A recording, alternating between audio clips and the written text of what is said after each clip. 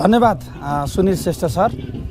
तपाईले यो YouTube channel मार्फत केही कुराहरू राख्न दिनुभएकोमा तपाईलाई म जुन अवसर दिनुभयो तपाईँलाई म धन्यवाद दिन चाहन्छु। लाइनहट तन्दुरी किचनबाट स्टार्ट हुँदै योङहट रोयल हुँदै हामीले करिबन 2065 साल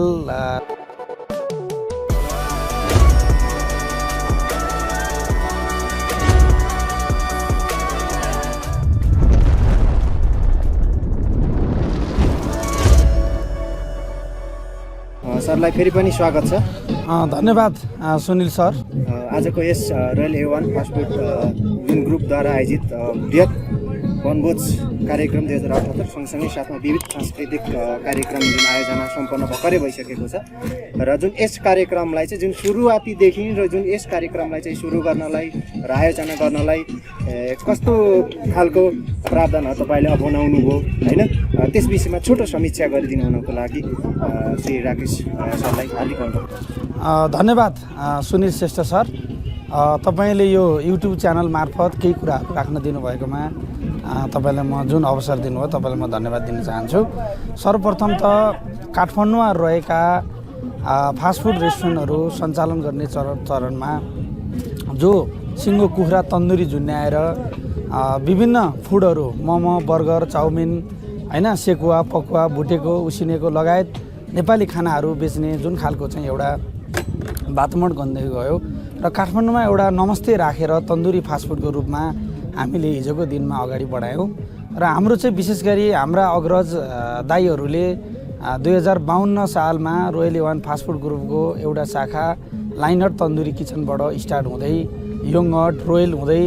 हामीले करिबन 2065 सालमा आइपुग्दा 65 सालमा आइपुग्दाखेरि A1 सेकुवाको नाममा हामीले तीनगुनेमा हामीले स्टार्ट गरेका थियौँ र त्यसपछि A1 क्याफेको रूपमा धुम्माराई A1मा हामीले 67-68 मा हामीले सुरु गऱ्यौँ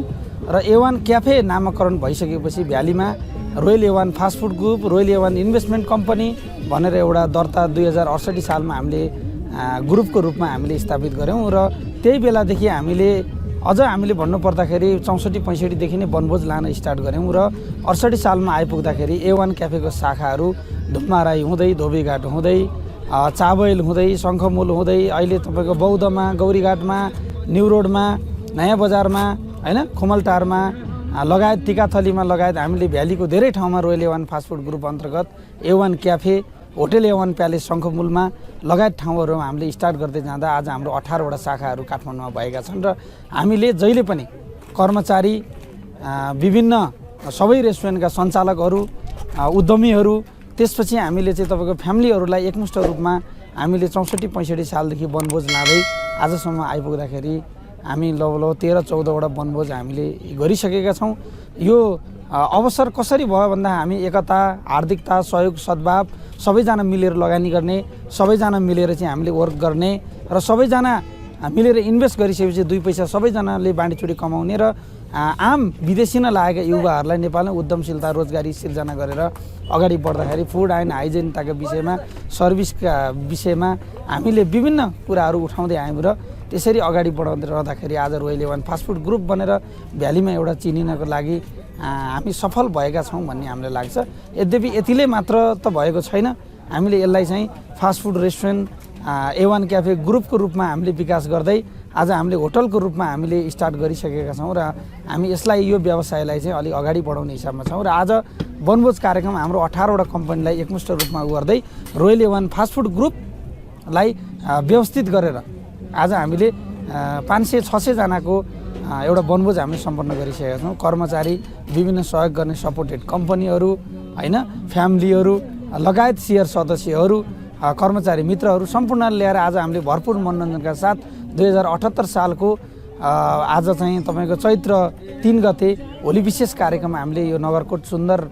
नगरी नगरकोटमा पर्यटकीय नगरी नगरकोटमा हामीले भव्यताका साथ हामीले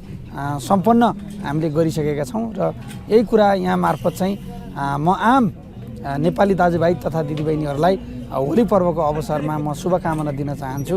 यो रङै रङको पर्व असत्यका विरुद्ध सत्यले जितेर लडाइँ लडेको यो जित भएको दिन यो होलीको सम्पूर्णलाई म शुभकामना पनि भन्न चाहन्छु र आजको कार्यक्रम भव्य र सभ्य तरिकाले सांस्कृतिक मनोरञ्जन खेलकुद देखि लिएर भरपुर सबै खाले कार्यक्रमहरू चाहिँ आज सम्पन्न भइसकेको छ। यहाँ बिचमा चाहिँ हामीले हिजो एउटा दुईटा हुँदै आज धेरैवटा कम्पनीलाई हामीले चाहिँ एउटा व्यवस्थापन गरेर अगाडि बढ्न सकेका छौँ। धेरैजनालाई उद्यमशीलता र रोजगारी सिर्जना गर्न सकेका छौँ र यसलाई व्यवस्थित गर्दै भविष्यमा अझ अगाडि बढ्ने हाम्रो लक्ष्य रहेको छ र यही अन्तर्गत हामीले आज वनभोज कार्यक्रम चाहिँ सम्पन्न गरेका छौँ। पक्कै पनि एकदमै खुसी लाग्यो हजुरले जुन एउटा छोटकट रूपमा जुन समीक्षा गर्नुभयो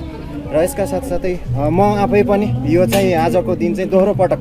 जुन पहिलो पटक चाहिँ म गोदावरीमा भएको लगभग 2075 सालमा चाहिँ म उपस्थित भएको थिएँ र त्यहाँ पनि जुन यसरी नै भव्य भएको थियो सँगसँगै त्यो जस्तै त्यसलाई अझ सुधार गर्दै अझ जुन आजको दिन एकदम बृहत रूपमा सम्पन्न भयो एकदम खुसी लाग्यो भन्दै एकदम दुई शब्द तपाईँले जुन हामीलाई राखिदिनु भयो त्यसको लागि हार्दिक धन्यवाद दिँदै धन्यवाद टक्राउन चाहन्छु। धन्यवाद सुनिल सर, यो एकदम सुवर्ण अवसर तपाईँले चाहिँ प्रदान गर्नुभयो। रोयल ए1 फास्ट फुड ग्रुपकै तर्फबाट, A1 ग्रुपकै तर्फबाट, रोयल ए1 इन्भेस्टमेन्ट कम्पनीको तर्फबाट सम्पूर्ण कर्मचारी शेयर सदस्य सम्पूर्ण रोयल ए1 परिवारबाटै तपाईँहरूलाई म धन्यवाद दिन चाहन्छु। धन्यवाद।